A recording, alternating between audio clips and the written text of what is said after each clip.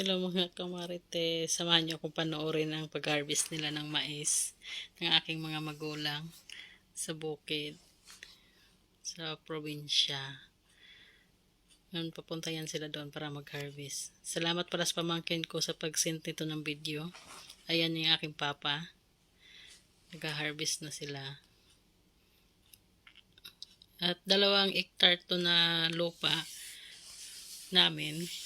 Salamat sa Diyos at nakuha na rin namin to. Sa amin ha. So, yung 1 hektar lang to ang tinaniman nila ng mais daw. Yung 1 hektar hindi pa. Dahil busy pa sila. Dahil may palayan pa silang inasikaso din. At yung papa ko lang yung gumagawa. Kasi yung mga kapatid ko may mga asawa na.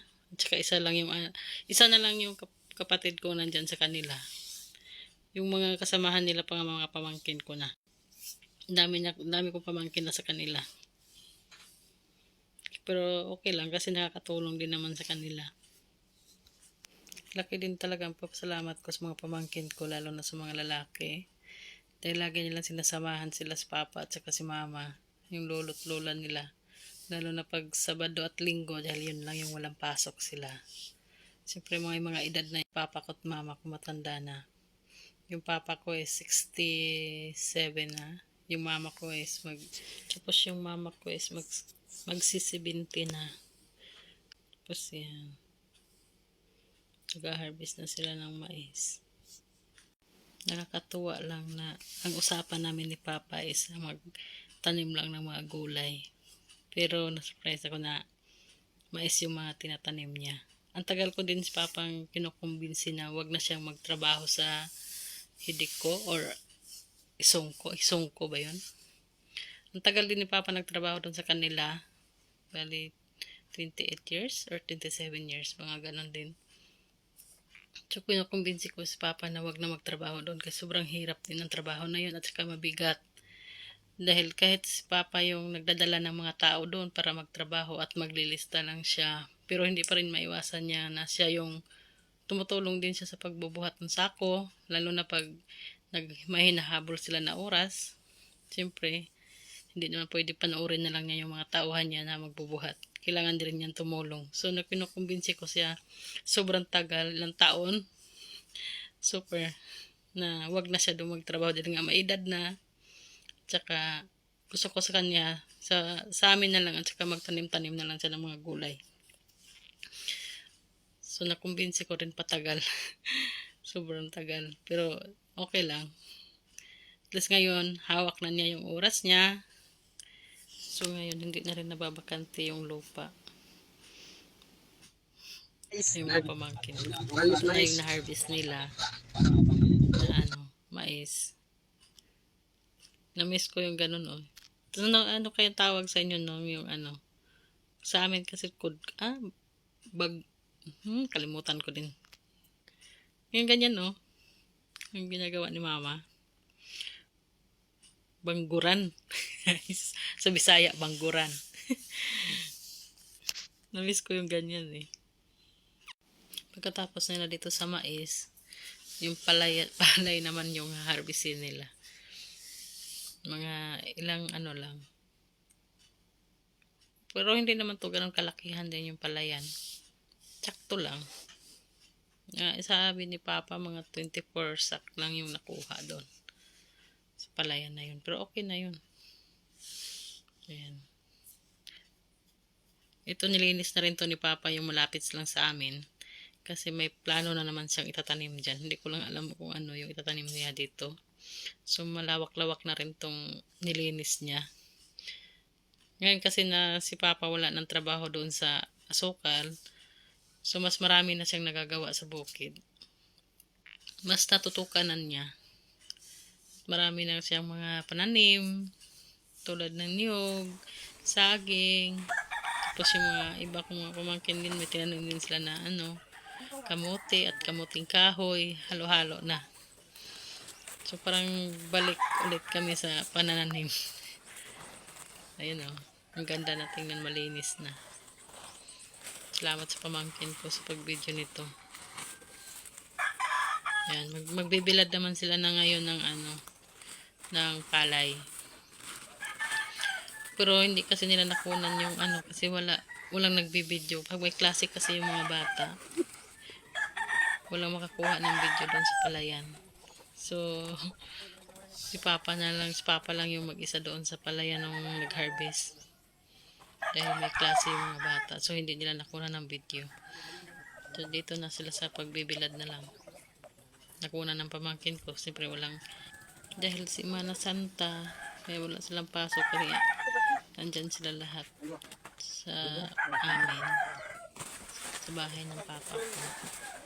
Ayan, bibilad na sila ng palay. Yun na yung palay na yun na na-harvest nila.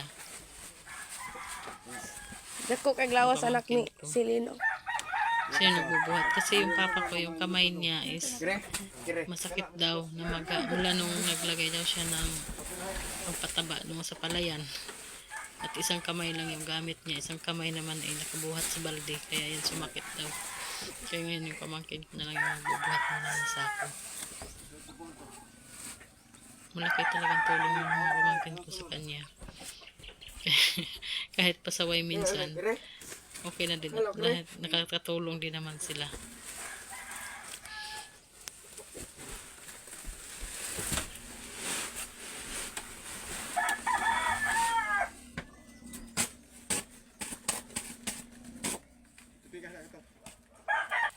Pwede ko sa sako na dong. Dua anak sako niya. Matay lang yung banig.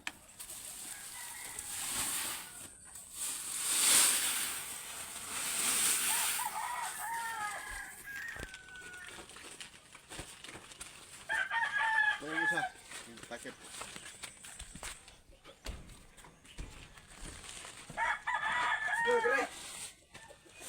Bisa gak ini nak? Ya pura sa borong. Ayaw nak kan bikin nak. Kena. Bisa gak ini nak? Kena bilangan.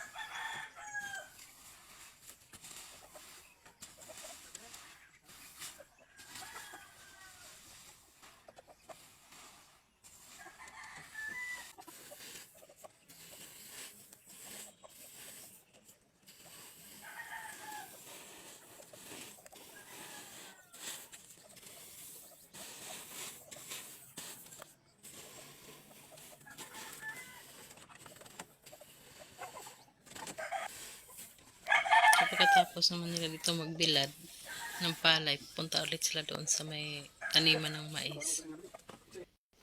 Maghanap sila ng saging doon at saka kamote. Ang sarap talaga pag nasa probinsya, hindi mo na kailangan bumili. Dadalawin mo na lang yung mga pananim mo. Pagbalik mo, may dala ka ng mga lagutmon. Lagutmon or duma. Yun yung tawag eh. Pag mga kamuting kahoy or kamuti, saging. Yan. Dami na rin silang pananim dito nilang papa. May mga mais pa rin to sila dito mga pananim. Hindi pa rin sila tapos dun sa mga mais. Kasi nga, ang laki nitong lupa na to. 2 hektar. Tapos, papalit-palit na nila. Pag ma-harvest na nila yung una, tatanim ulit sila. So, mayroon na naman ulit. Ayan o. Malapit na rin to. So, hindi na talaga kami bumibili ng bigas. Kasi may mais, kumakain naman sila ng mais. Yung mga pamangkin ko kumakain din. Depende lang sa kanya yung nagbibideo. Nito nga pamangkin ko, maarte yan eh. Ayaw niya ng mais. Pero no choice siya. Kasi mais yung sasaingin pa din. Pero kumakain ata to sa Jinjin ngayon. Tapos yan. Ang dami nito. Malapit na rin to. Pero mayroon pa silang palay.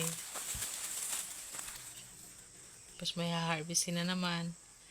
May mais pa sila na na-harvest na. Tapos may bago na naman tanim. Nakakatuwa lang dahil hindi na nabakante yung lupa. Ayun o. Mga bagong tanim din to.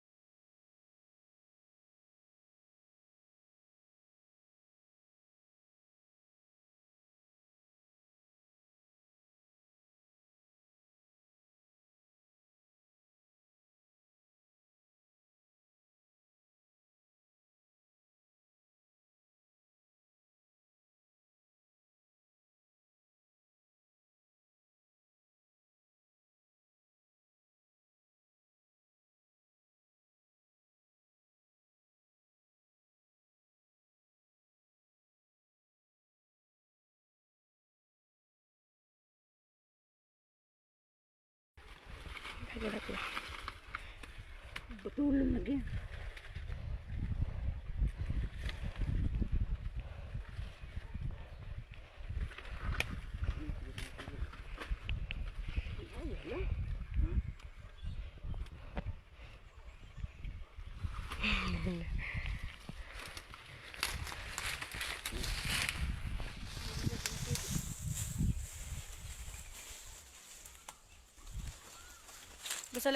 Basta lagi buntang mo arila kay hayag kayo. Gahapon kay ngit-ngit. Gahapon nunggon. Uwanon pa jud. Sin yan tita niya na istorya ang ganda. So, ito na yung mga bago naman nilang tanim. Na mais ulit. Pero halo na to siya kasi may yellow na silang tinanim din na mais. Pero hindi naman nila kinakain yung yellow. Binibinta lang nila. Yung papa. Yun ang tataba ng mga mais. So, yun lang guys. Maraming salamat sa pagsama sa panonood. Thank you. See you next time.